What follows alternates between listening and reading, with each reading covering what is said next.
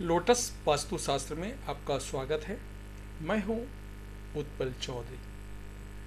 आज हम एक पौराणिक कथा सुनाने जा रहे हैं। ये रोचक पौराणिक कथा है।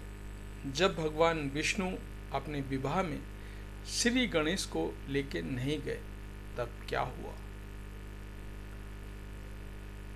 कथा श्री गणेशाय नमः की।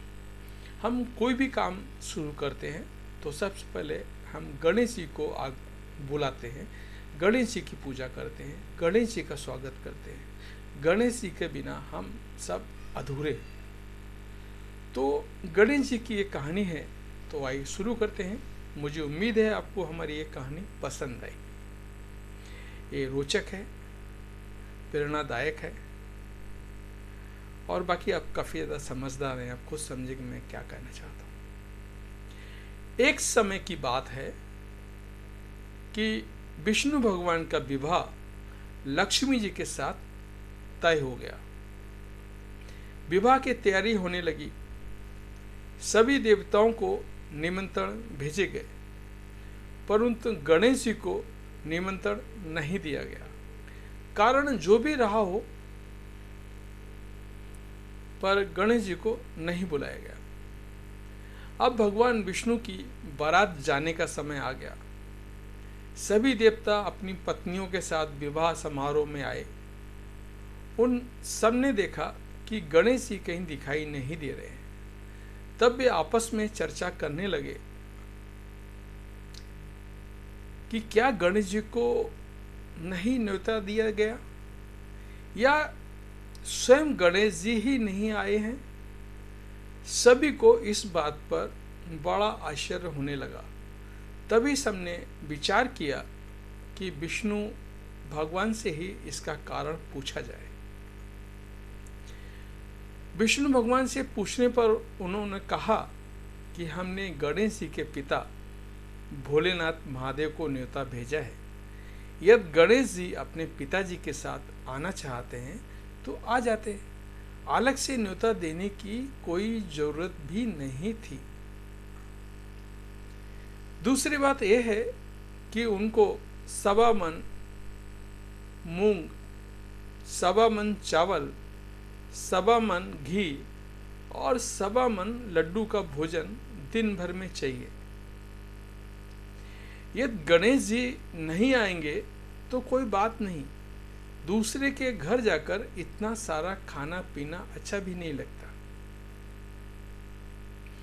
इतनी वार्ता कर ही रहे थे, किसी ने एक सुझाव दिया, यदि गणेश जी आ भी जाएं तो उनको द्वारपाल बनाकर बैठा देंगे कि आप घर का ध्यान रखना है।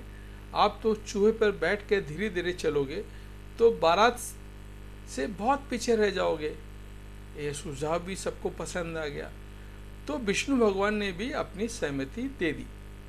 Okay, done. यही करने का, यही बोलने का। होना क्या था कि इतने में गणेश जी वहां पहुंचे और उन्हें समझा बुझा कर घर की रखवाली करने बैठा दिया गया। बारात चल दी। जब नारद जी ने देखा कि गणेश जी तो दरवाजे पर ही बैठे हुए हैं, तो वे गणेश जी के पास गए और रुकने का कारण पूछा। आपको पता ही होगा नारद जी का काम क्या है, माचिस लगाना। गणेश जी कहने लगे, भगवान विष्णु ने मेरा बहुत अपमान किया है। नारद जी ने कहा, क्या अपनी मूषक सेना को आगे भेज दे तो वह रास्ता खोद देगी, जिससे उनके वाहन धरती में धंस जाएंगे।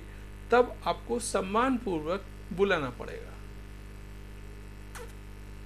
अब तो गणेश जी ने अपनी मूषक सेना जल्दी से आगे भेज दी और सेना ने जमीन पोली कर दी।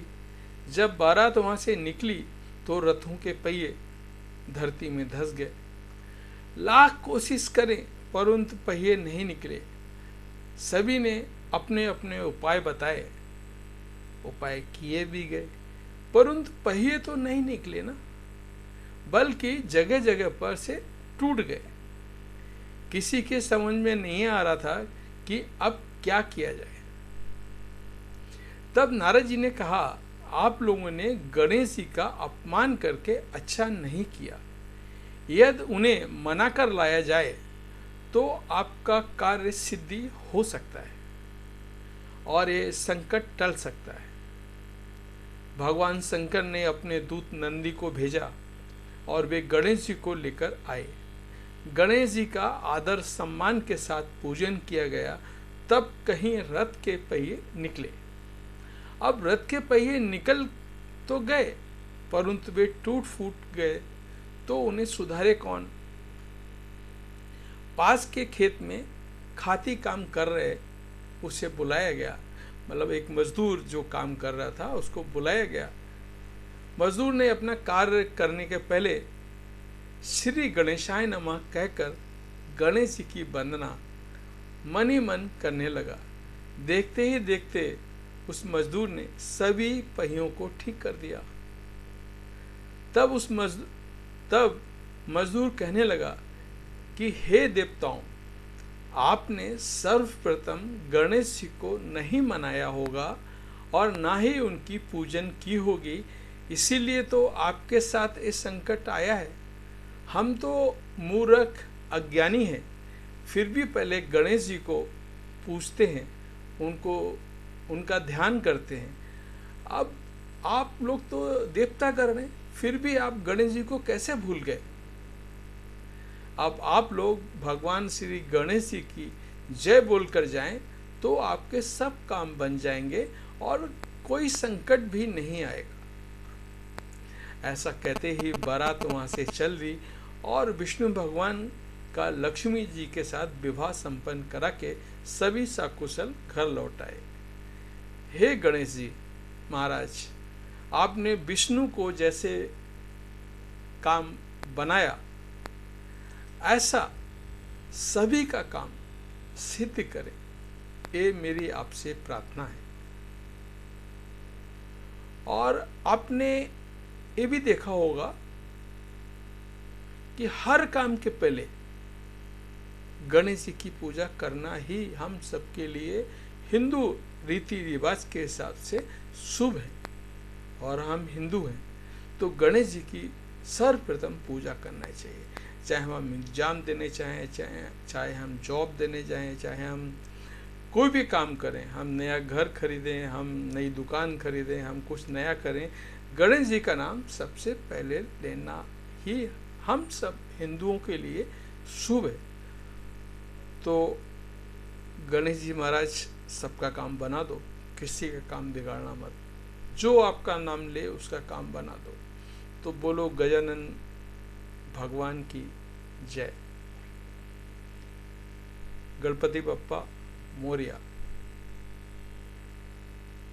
तो ये था हमारा आज का वीडियो। मुझे उम्मीद है ये हमारा एक छोटा सा रोचक कहानी जो हमने पुराणों से लिया है, ये हमने आपको सुनाया। कैसा लगा कमेंट करके जरूर बताएंगे, हमें आपके कमेंट का इंतजार रहेगा। जय गणपति बप्पा।